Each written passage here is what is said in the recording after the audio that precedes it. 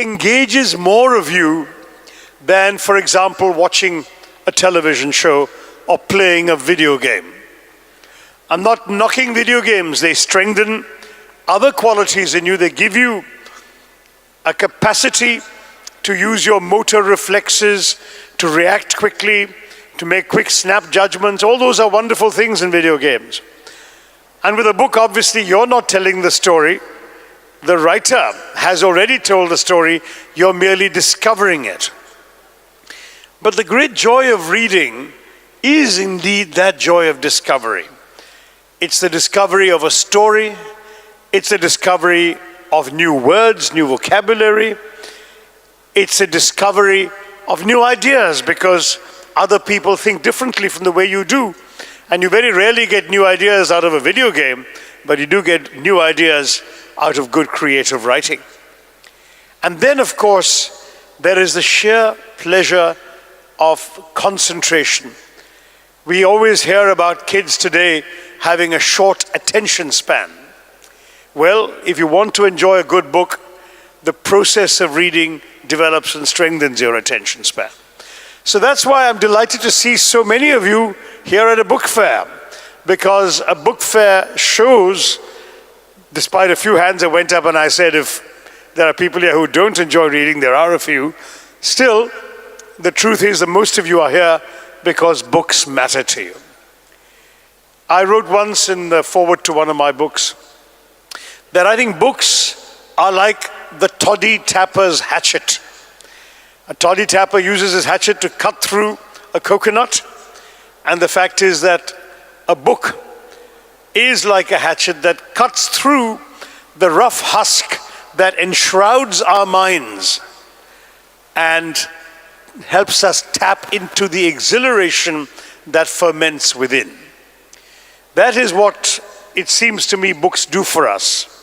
And of course, for many people, even today, there is no greater pleasure than putting their feet up, the good book in their hands, and losing themselves in another world. To me, because I loved reading, I began to become a writer. When I was little, I was a voracious reader. My mother used to read aloud to me from the Enid Blyton Noddy books. Does anyone still read those? Any Noddy fans? Nodding? Yeah, there. My generation, yes, but anyone behind? No. Anyway, these are books about dolls in Toyland. It sounds silly, but the adventures were very interesting and very well written. And I started reading, my mother says, because she read so badly to me that I became impatient to read the book myself, so I grabbed it from her and started learning how to read. But I used to read a lot, and I read very rapidly. So one of the problems I had was that as a small child, I was an asthmatic. I was often struggling to breathe because bronchial asthma constricts the bronchoids in your lungs, doesn't let the air come in and out normally as it should for everyone. And so it was difficult for me to go out and play with my friends as much as I wanted to. And as I said, I couldn't just stay in bed and watch TV because there was no TV. So I read, and then I exhausted the books available to me because I had no older brothers or sisters. I only had the books of my parents or my own. And if my parents took me to a library to borrow a book, I read so inconveniently fast that I sometimes finished the book in the car on the way home. So when I reached home, I still no longer had a book to read. And that's why I began writing. Because lying in bed, struggling to breathe, you can't sleep, and at the same time, there's nothing else to do. And the one thing I understood was the joy of reading and the power of words. So I started filtering those myself. And some of my first stories were very derivative. They were very much like the stories I was reading. So I remember my first attempt, never published, was something called Solvers on the Trail. Why? Because Enid Blyton, the inventor of the Noddy books, had a famous series of books for children called The Famous Five and The Five Find Outers and The Secret Seven. So again, like a little child who only knows that world, I invented the 6 solvers, except they were in India and they were solving mysteries in India. Mysteries, I'm sure, very much borrowed from the kinds of mysteries that Enid Blyton's characters were solving in village England.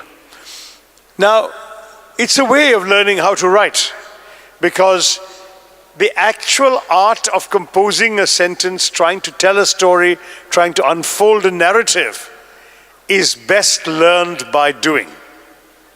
I've always believed that literature and writing are intimate arts, that the way you write, the way you express yourself in words is as much you as the way in which you speak or breathe or talk.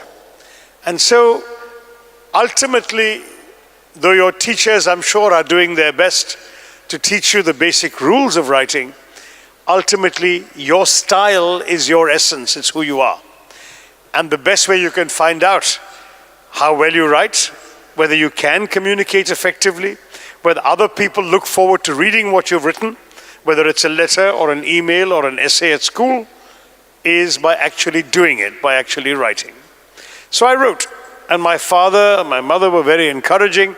My father was amazingly kind in getting my stories typed up so I could share them with friends and show them around. And what happened after that? When my friends started reading the stories and saying, God, that was exciting, or this should have been done that way, or whatever, I began to believe in myself as a writer. When I was just 10 years old, one of my first short stories was published. And after that, there was no looking back. I can tell you, seeing your name in print as the author of an article the first time, or a story, is the equivalent of that first bar of chocolate or whatever that you may feel addicted to, because you really want to keep doing it. That first ice cream cone, the first time you see your name in print, I kept wanting to keep writing. And I kept writing throughout my school and college days. I'd come home, finish my homework, and write articles or stories for publication. In fact, a lot of my teenage stories written when I was a teenager, but not necessarily about teenagers, have been published in a collection called the $5 Smile and Other Stories, which is a collection of stories that were written, all of them, before I even turned 20. So the stories reflect a writer learning his craft. And I would urge you all to try, those of you who raised your hands when I said anybody wants to be a writer, the best way you can be a writer is to write. But in my view, the only way you can be a good writer is if you're also a good reader. Unless you read, and read widely, you will not have a good sense of what can be done with the written word, what others have done, how others have weaved their thoughts and their imagination into words for you. If you can see that and learn from them, then you are in the best possible place yourself. I didn't want to give you a long lecture because I agreed with the organizers that today my real job was to get you to interact with me by asking questions or making comments from what you've known about me and what they've said and shown you. I'm sure that some of you have things you want to ask me or to say to me, and I'd be very happy to react and have an interaction. Is that okay with all of you? Would you like to do that? Yeah? Okay, so who's going to ask the first question? There are mics going around? Oh, there's a line up there of people coming to ask questions. All right, okay. Hello. So you have to join the line if you want to ask a question. My apologies. Tell me who you are and which class you're studying in and all of that. Good morning, sir. My name is Abhishek Sharma, and I study in GEMS, our own Indian school. I'm in grade 8. My question to you is that as the youth, we all have an idol who has always inspired us. So in your college and school days, who was your idol? Ah, that's a very interesting question. I don't know if you all heard it.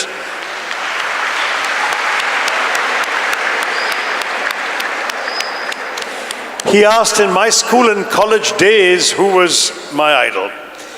And I have to confess, I didn't have just one idol. Maybe because my interests were fairly diverse. I had a number of idols, okay? So obviously one idol had to come from the world of sports, and I had two. In cricket, there was this player called Sunil Gavaskar, who as a young, well, I can't call him a boy, but as a young man of barely 21, he went to the West Indies, which then was the most fearsome test-playing country, with fast bowlers who would, just a few years earlier, had even broken the head of the Indian captain, Nari Contractor, and he had to go through life with a steel plate in his head because his skull was so badly cracked by a West Indies player's bouncer. And whenever India went to the West Indies, they always lost all their matches. And here we had Sunil Gavaskar going there in his first series and scoring centuries, double centuries, making a world record 774 in just 4 matches. And he became a hero to many of us.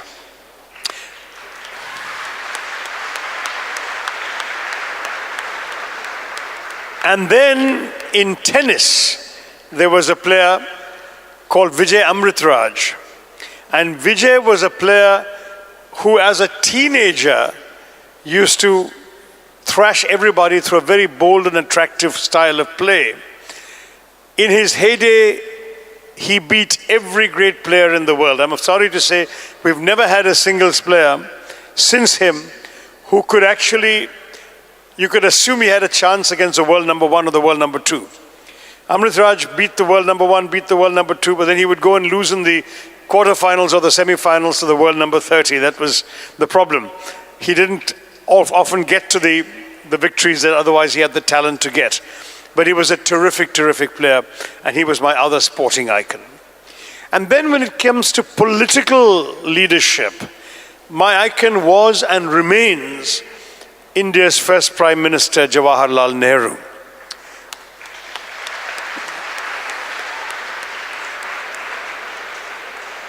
We're celebrating his 125th anniversary, birth anniversary, on the 14th of November, just a few days away.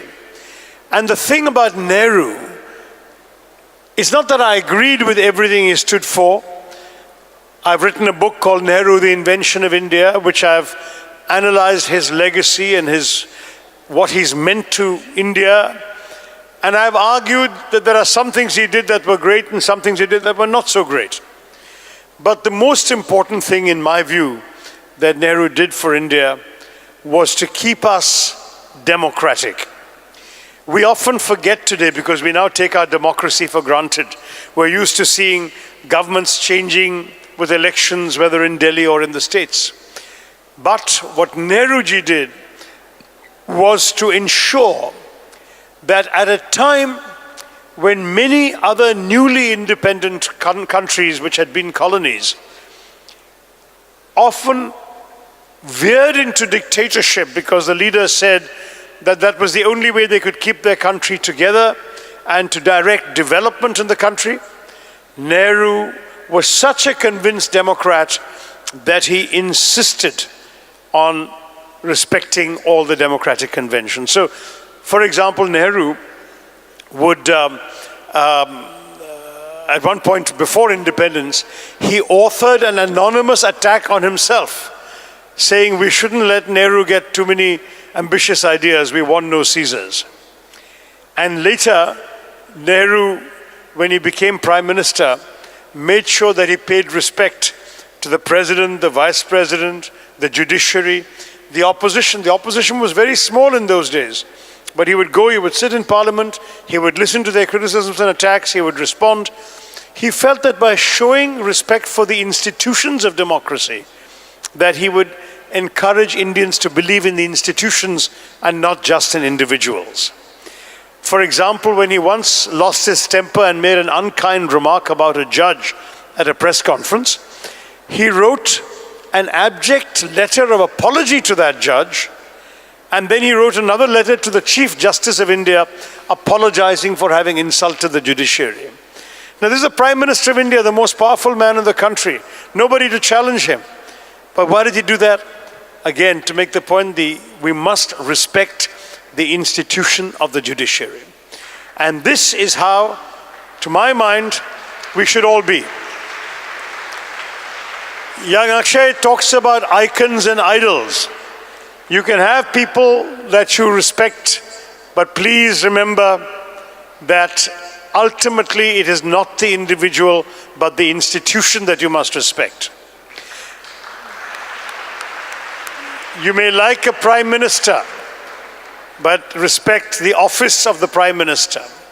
You may like a movie star, respect his acting abilities, realizing you know nothing about his personal life. The institution, the function, the role, when we learn to respect those things, we become true democrats ourselves, and that's one of the things that Nehru taught us. Good morning, sir. My name is Karanveer Singh and I'm from the DPS Sharjah. What's your first name again? Karanveer. Garveer. Karanveer. Karanveer, okay, good. My question to you is, what gave you the inspiration to combine Indian culture and politics in the Great Indian Novel? Okay. The Great Indian Novel is a book I published in 1989. So in fact, Penguin India has just brought out the Silver Jubilee edition, the 25th anniversary edition of this book, which means that people are still reading it. And I'm delighted that a new generation of readers is appreciating what I've tried to do. What I've done with the Great Indian Novel is to take this ancient epic and retell it as a satirical story of 20th century India, from the British days to independence and after. Now you ask me, what led me to do that? Well, the Mahabharata itself, which is why the title of the book is The Great Indian Novel. It's not an estimate, my estimate of the contents of the book. Great is Maha and Bharata is India. So the Great Indian Novel is a direct allusion to the Mahabharata. But beyond that, what have I tried to do? The Mahabharata was an epic that was told and retold for centuries in India. From roughly 400 BC to 400 AD, for 800 years, the Mahabharata and the tales of the Mahabharata were the tales that were told in all parts of the country and were told so repeatedly that they became the National Library of India. That is, that every story somebody wanted to tell was incorporated into a retelling of the Mahabharata. And that's why there are so many interpolations, digressions, unconnected stories to the central story, because they've all been added at different times over 800 years, including the Bhagavad Gita itself was added and inserted into a retelling of the Mahabharata. So I asked myself, why did we stop retelling the Mahabharata? Why is it that after 400 AD, there are no new versions of it? And so I said, what would a 20th century Ved Vyas say about his time, the great events of his time, if he were telling or retelling the Mahabharata today? And that was what I tried to do. I did it in a satirical vein. And if you want to know more, and if your parents will let you come, I'll be talking about the Great Indian Novel in much more detail at 8:30 tonight. Thank you, Karanveer. Good morning, sir. I'm Annie. I'm doing my final year degree from City College. Tell me your name again. Annie. It's Annie. Yeah. I'm doing my final year degree from City College International, Ajman. And it's a great honor and a wonderful privilege that you're here with us, sir. Thank you. What I want to ask is, so way back in your 13s and 14, 15, in your teenage, did you actually dream to become the politician or great well-known writer or something like that? It's a question about whether when I was in my teens I dreamt about becoming a politician or a writer. The honest truth is no. I mean, writing, yes. I suppose I knew I enjoyed writing. I knew I was reasonably good at it because what I was writing was being published. But being a writer was something my parents never encouraged, because as good middle-class professionals, they said, nobody makes a living from writing.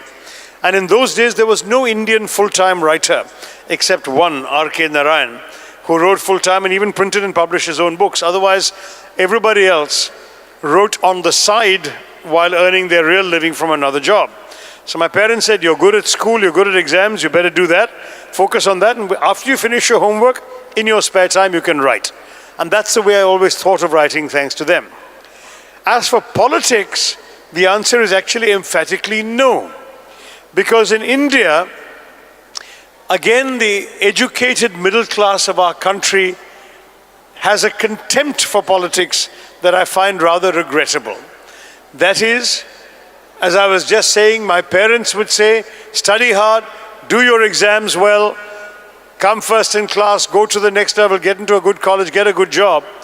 And it's the fellows who can't do well in their exams who will go into politics because they can't get anything better.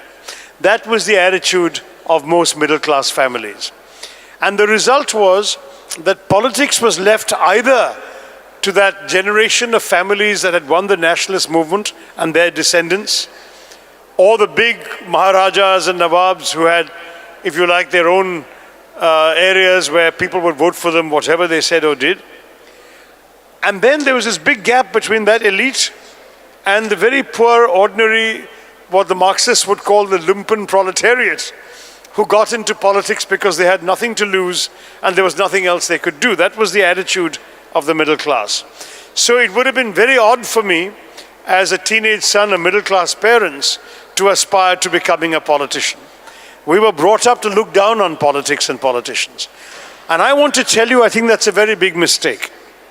Because in a democracy, it is always democratic politics that affects our lives far more than anything else.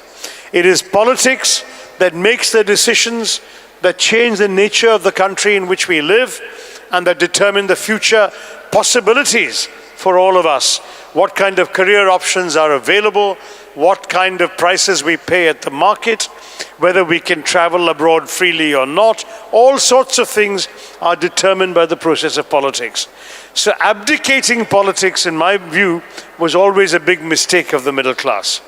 I realized that mistake a bit late in life, but here you are, I'm there now, and I'm fighting, I hope, for the right values.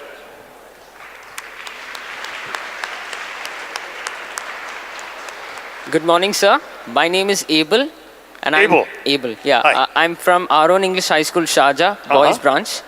And the question I have for you today is, during your time as an advisor in the UN for Kofi Annan, sir, what was your thought about India's relationship with other countries like Pakistan because of the recent conflicts and the problems happening?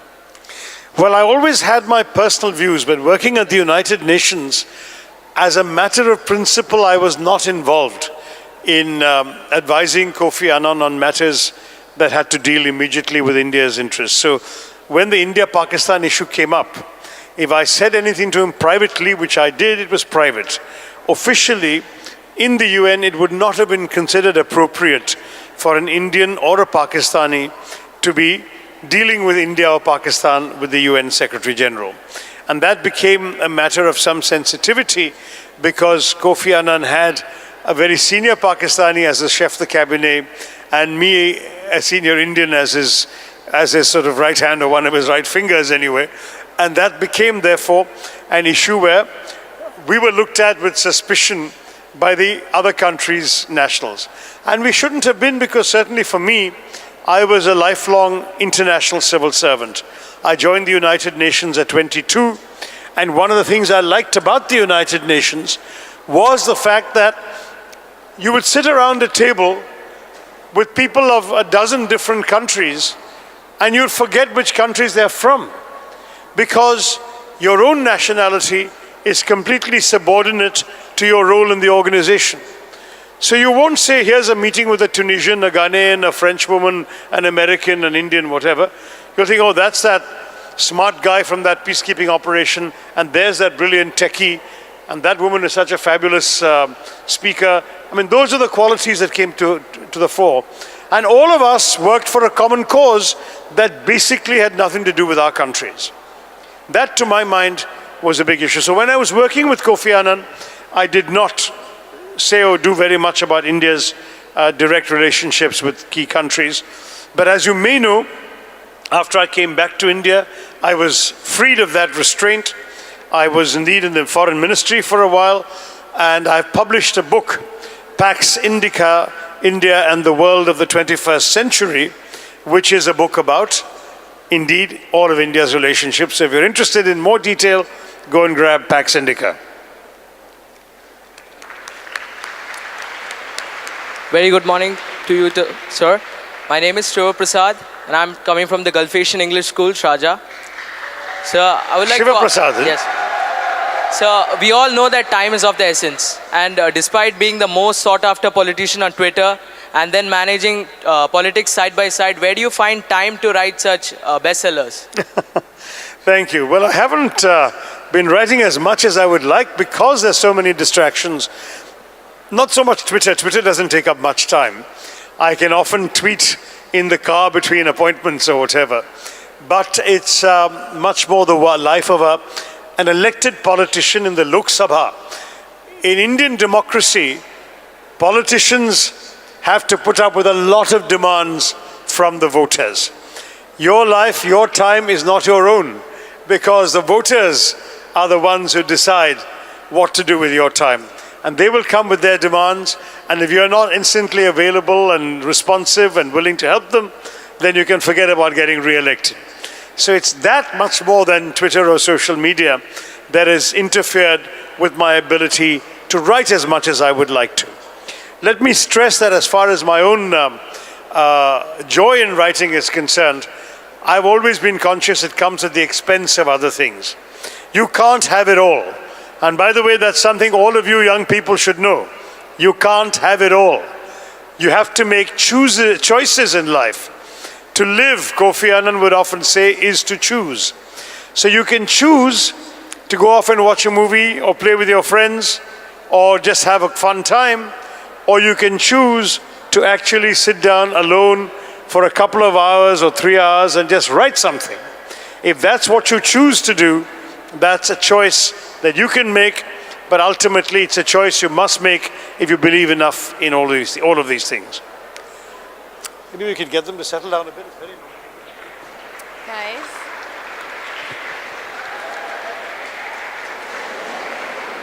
Good morning. Guys, can we settle down a little bit? Too much distraction. Thank you. Good morning, sir. My name is Alban Abraham. I study in grade 11. I am from International Indian School, Ajman. So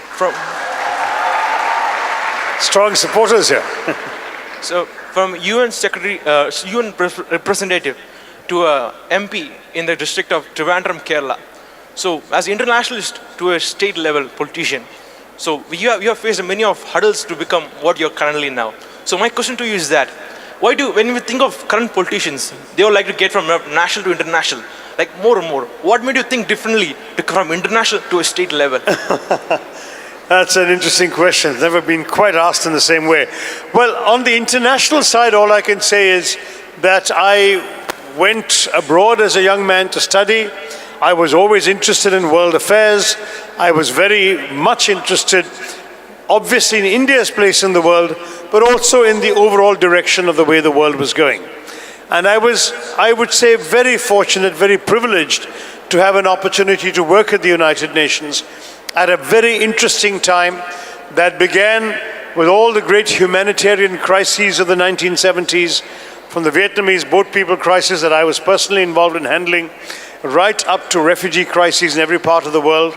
And then to be involved in peacekeeping at the end of the Cold War, which was an extraordinarily exciting and at the same time challenging experience. And having done all of that, I had the great opportunity of running for the top post in the organization. I came a close second, but as Groucho Marx would say, no cigar. The second was the end of that. And thereafter I felt I should not remain. Now, I could have stayed international, not to the UN per se, but writing, speaking, lecturing. I used to command a pretty decent lecturing fee from organizations and companies around the world. But that would not have satisfied me enough because I had never been motivated by making a living or having money in the bank. For me, what motivated me was having meaning in my life, was doing something meaningful every day. And so the opportunity to do something meaningful in my own country with my own people was, to my mind, a far greater satisfaction, even if it meant some financial sacrifice or some loss of comforts. There is no question in my mind that morally and in terms of my own sense of my place on this earth, my purpose for being on this planet, that I'm far more useful and far more satisfied in this form of public life. I'm not saying I'm entirely happy.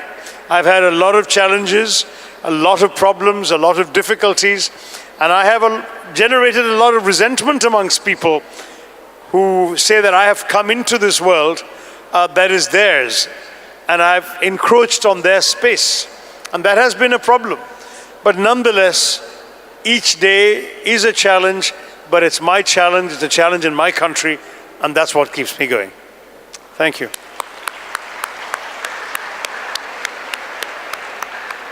Good morning, sir. My name is Danny Rajkumar. I study in grade 11 in the Emirates National School, Sharjah. Sir, in your book, India from... We have a good cheering section from the Emirates Cultural School, Sharjah. Sir, in your book, India from Midnight to the Millennium and Beyond, you have put forth an argument about the importance of India to the industrialized world. But we find nowadays that the modern generation of India, especially the youths, are more likely to work abroad rather than in India, where they're provided with the finest education. Doesn't this affect the development of India directly in the long run? Isn't this brain drain? The Indians, you feel, prefer to work abroad rather than work in India. Is that what you're saying? I'm not so sure you're right anymore. That used to be true for my generation. I have a friend sitting right here who also went and worked abroad, who was in college with me. So we have people from my generation all over the globe. And one of the reasons for that was that opportunities in India were few and far between.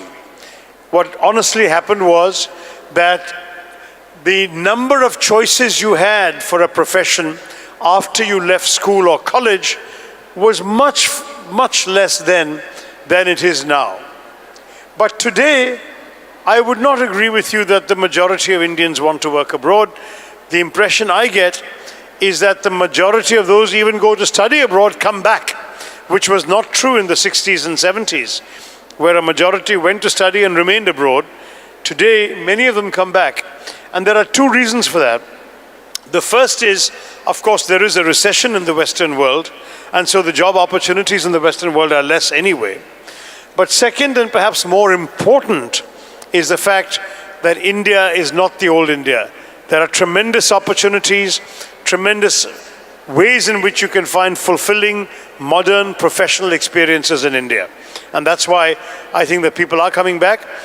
I don't worry too much about the brain drain, because even those who went, whose brains were drained out of India, they have continued to support India, invest in India, start businesses in India, be political supporters for Indian causes in their new residences. So I think either way India has gained. Whether they've come back or not come back, India has been the gainer. Thank you.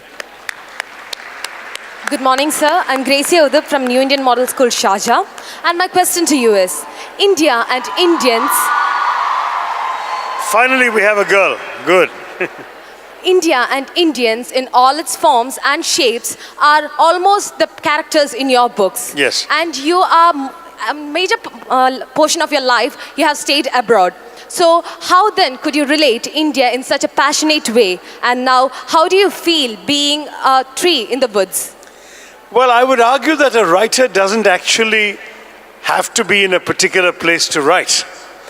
A writer really inhabits his head and the page, or the computer screen if he writes on a computer. And ultimately, geography is merely an address. A writer has to think about things that matter to him, because ultimately when you are sitting alone with that pen and that paper or that keyboard and that screen, it's only you, your words and the medium. It doesn't matter when you've shut yourself off. whether the place from which you've shut yourself off is in India or in Dubai or in America, and you're sitting and writing about Sri Lanka. I mean, that's, if you know enough about it, care enough about it, and write with feeling about it, where you're writing is largely secondary. So you can have novelists, for example, writing about things they know and care about, but in a setting like a university campus or a writer's workshop that may be far removed from the actual place they're writing about. They understand the truth of what they're writing, and then geography is just a convenience. So yes, I'm passionate about India. I gave an interview many years ago, 30 years ago, in which I said, India matters to me and I would like to matter to India. I hope I've tried to put my feet where my words were. Thank you.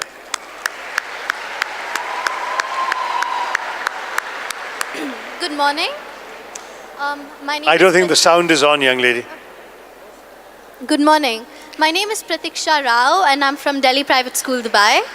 And my question to you today comes from the sphere of politics, as you're a politician alongside with being a writer. My question to you is, do you think dynastic succession still has a place in Indian politics? And where do you see dynastic succession in the future? Well, it's a very important question and one that is very often misunderstood. This question of dynastic succession. That is, should a politician's son or daughter inherit the political mantle of the father or mother? And I think we all know that in India this is a widespread practice. In my own party we have produced several generations of leadership from one family. If you look next door in UP, the Samajwadi Party has one chief minister being replaced as chief minister by his son. If you look in Tamil Nadu, the DMK party's leader, his successor is his younger son. If you look in almost any of the regional parties, the Orissa Biju Janata Dal is led by the son of Biju Patnaik, the famous nationalist leader. And so it goes. It is a widespread practice, and indeed, it even goes down to the individual level, not just parties. That is that an MP passes away and the seat is given to the son or daughter. We've seen that with Sachin Pilot in Rajasthan. We've seen it very recently with Pankaja Munde, Gopinath Munde's daughter in Maharashtra, from different parties. But the culture appears to be the same. Why does this happen? Well, one answer is because our culture is very much like that. We all know that the sons and daughters of Bollywood stars become Bollywood stars. We know the sons and daughters of doctors or dentists become doctors and dentists, inherit the practice. We know the sons of businessmen take over their father's businesses. Why should we expect any profession to be any different? If you have a chance to take over the family business, you will do it. That seems to be built into the culture. The second factor, which is unique to politics, is that politics requires two things: name recognition and a support base, both of which are inheritable. I can't say that because I am a very good IT professional that my daughter should be an IT professional. She may just not have the talent for it. But a politician can say, my daughter bears my name and she also has the same support, whether it's caste-based support, geographical support, whatever, that I had. Therefore, my daughter should inherit my seat. And in politics, it works because the ultimate yardstick in democratic politics is the voter and the votes.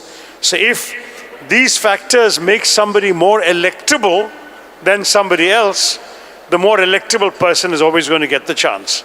And the real truth is that in Indian politics, very often the voter has chosen a dynast rather than a fresh face or a different face.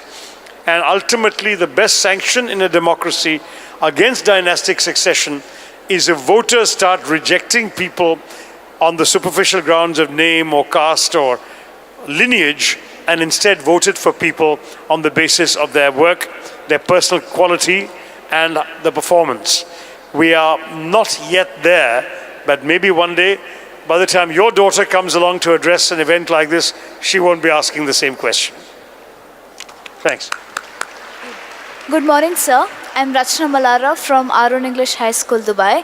Hi. And I speak to you as someone who has lived for 15 out of 16 years outside of India. That's true. And my question to you is, as NRIs, what is our role in the making and breaking of Indian institutions? Wonderful. Okay. All of you, of course, are NRIs.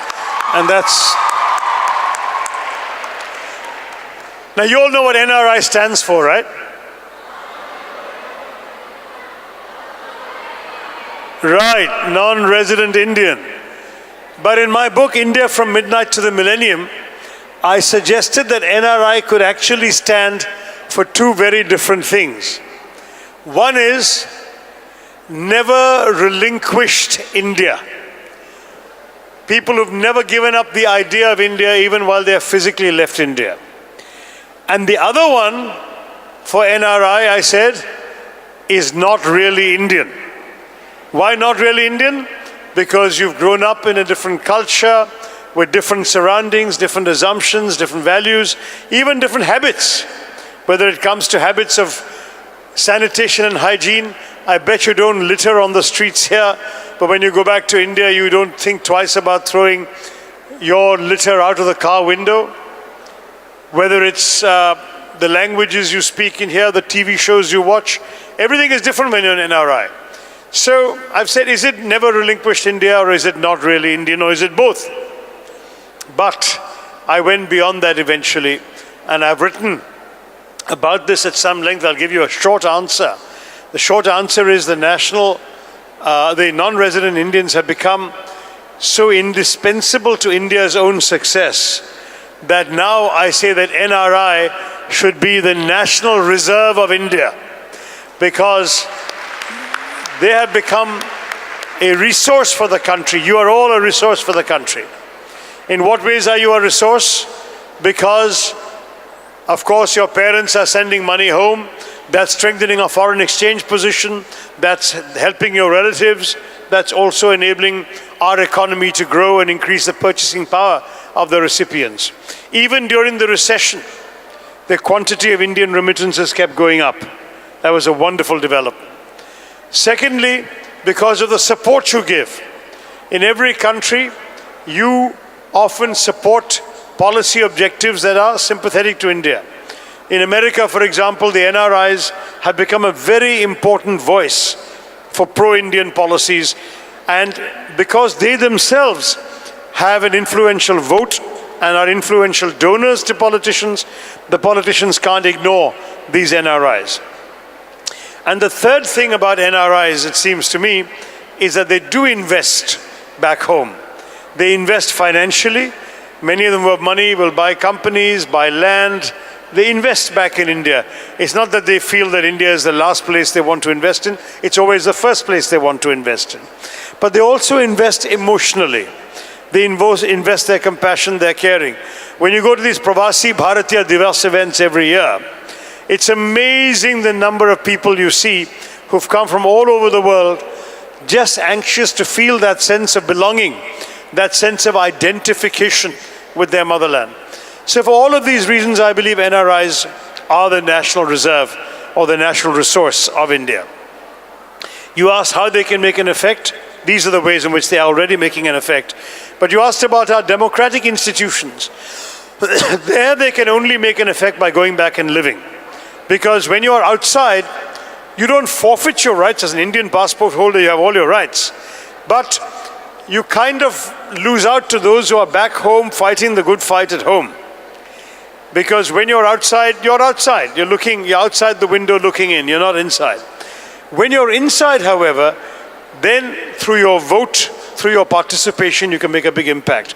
And many NRIs who've gone back to India after many years abroad have raised the standards of public discourse in our country in many ways, because they brought their own expectations and their own standards to bear on how India should be expected to function. Just as Bollywood filmmakers are making movies more and more tailored to NRI audiences, our politics too is becoming much more responsive to the views of NRIs around the world. Thank you. Good morning, sir. My name is Zahra and I'm from Al-Amin Private School. What's your name again? Zahra. Sarah. And my name is Zahra, and Zahra. I'm from Al-Amin Private School. Okay. And my question to you today is, being a writer and a politician, which one are you proud to be considered as? There's no doubt about that one, because a politician, to my mind, is not a part of my being. It is what I do, whereas writing is a part of my being. I'm already an ex-minister. One day I'll be an ex-MP or an ex-politician. But I hope I will never be an ex-writer, a former writer. That writing is part of who I am. As George Bernard Shaw said, I write for the same reason a cow gives milk. It's inside me, it's got to come out. Politics is a passion. It's given me interesting experiences, good and bad. But if tomorrow I stop being a politician, I don't stop being me. That's the big difference. Thank you, Zara. Good morning, sir. I'm Alfia, and I'm representing Victoria College, Sharjah. Hi, Alfia. Sir, I would like to know how, as youngsters, we can get into politics and change the entire story of India. That's a very good question, because I think young youth is the right time to get into Yes, politics. To my mind, one of my mistakes was I left it so late. I came into politics when everybody around me had been doing it since their student days. Your challenge is that you're here and not there. So as a young person here, you have to follow the rules and laws of this country, and you can't suddenly become an Indian political activist while sitting in Sharjah. But once you do go back home to India, yes, you can make a difference, you can make a contribution. And one of the ways in which you're able to do that is by engaging with the political process wherever you are. If you're living in a village, get involved with the grassroots work, the problems of the villagers. See how you can, with your education, you can help them by being an interface between them, their problems, and the realities of the government. Because you have the language, you have the education. If somebody has a problem, needs an administrative help, you can read the forms, you can write, you can take them to see the government official, and so on. You can be very active just by being an educated young person. Second, because as a young person you have fewer responsibilities, you are able to risk your time, your energy, your sleep in devoting yourself to political causes, and that will be something really worthwhile. And third, it's when you're young that you make the experiments that determine what you'll do when you're older. If you discover when you're young that you don't have a taste for politics, you can leave it behind with no regrets. But if you leave the political life for later, and then you discover it's too late to get in, or that you can't really have the same kind of success you could have had in your 20s, then you have only yourself to blame. So my advice is, try politics young, go and see how you can make a difference to people's lives. If you have a political party or political leaders you like, join them and support them, and see how you can get involved in improving life. My grandfather has been an MLA. Sorry, your mic's off. I'll repeat it. Your grandfather's been? My grandfather has been an MLA. Has been an MLA? Yeah. So you have a political constituency you can inherit? I'm from Hyderabad, India. So I have a very I love to be in politics. I want to help the people. Wonderful. And like my main concern is with the poor people. I want to help them get educated, and I want to make my India totally a true India, which it was before. A rich India with everything. Good for you. I love that ambition. We all admire you for wanting that. So go back and work for it, but get a good education first so that you can contribute what you know and what you've learned to those who are less fortunate. Thank you so much, sir. Thank you, Afia. Good morning, sir. I'm Nidhi, and I'm pursuing my BBA in Cromwell. And my question to you is, it's about one of your quotes. There is nothing as the wrong place or the wrong time. We are where at the only time we have. Perhaps it's where we are meant to be. So, sir, do you think this quote has a strong impact in your life as a politician as well as an author? That's a good question. This is a line from a novel, not a work of non-fiction. It's a novel called Riot. And a character says exactly this, that no such thing as the wrong time or the wrong place. we are where we are at the only time we have, perhaps where we're meant to be. And I say perhaps because even as the voice of that character, I don't want to eliminate the possibility of free will. I am Indian enough or Hindu enough to believe that destiny lays out certain possibilities for you. That often two people may work equally hard and one succeeds in a certain way and the other doesn't. And often the difference is explained by factors that cannot be rationally analyzed. There are opportunities that destiny gives you. But ultimately, I would insist, destiny alone is not enough. You still have to make a choice. You can have the greatest horoscope or the greatest fate line, but if you go and stand in front of a speeding train, it makes no difference to your destiny, you're finished. There are some things where you make the choice. If you jump off a 30th floor of a building, it doesn't matter how good your opportunities were. So there's always, perhaps it's where we're meant to be. You could have been somewhere else. You chose to be here, and that gives you your anchored role in life. I'm Salman from JSS Private School. Hello, Salman. And my question to you is, you've been writing since you were a teenager and even before.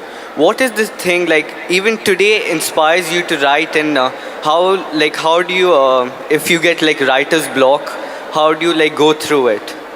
Well, I haven't so far suffered from writer's block, but that's because I have so little time to write that when I do get a chance to write, I write with a ferocious determination and energy. I think Salman Rushdie once said, why should writers be allowed the luxury of writer's block? After all, carpenters don't have carpenter's block, and engineers don't have engineer's block, and plumbers can't have plumber's block. They have to work all the time, and writers should be a profession. They must work the same way as well. So that's the answer, I suppose. I write because it matters to me. I gave you the George Bernard Shaw quote. It's like a cow giving milk. And when I write because I want to, not because I have to. And that applies to all of you, I hope. Write because you want to, and you will write things that will mean something to you and to your readers. Thank you. Last question. Okay, the young girl. What's your name? I'm Malvika Rajesh from Rajgiri International School. Hi. So, my question to you is, so you're an orator as well as a writer. So, which one do you think will have a greater impact on the society? Oh, that's very sweet of you. And it's a very difficult question to answer. Historically, the answer would have been the writer, because the oratory of any famous person is only heard by the audience around them, and when the speech is over and they've gone, that's the end of that. Whereas the writing will remain on the bookshelves to be discovered by future generations. But now we have YouTube, so even a good speech can be watched by later generations. I delivered a speech at the TED conference, I remember, where the audience must have been maybe 250 people maximum, 300 maybe. Today, that speech, that very same speech on YouTube, has been watched by 2.5 million people over these last 4 or 5 years. So yes, I don't know, but because if people are going to lose the habit of reading, then maybe speaking and being able to listen to speeches on the net will become equally long-lasting. But I have a bias in favor of the printed word, because I think you don't require an expensive computer and an internet connection to watch it. You can pick up a book, sit on a beach and read it and be influenced by the ideas. So my answer would be the writing. Thank you all very much. Thank you. Thanks, kids. I'm sorry that it went on so long that many of you had to leave. But thank you for coming and for your very, very stimulating and well thought out questions. Appreciate it.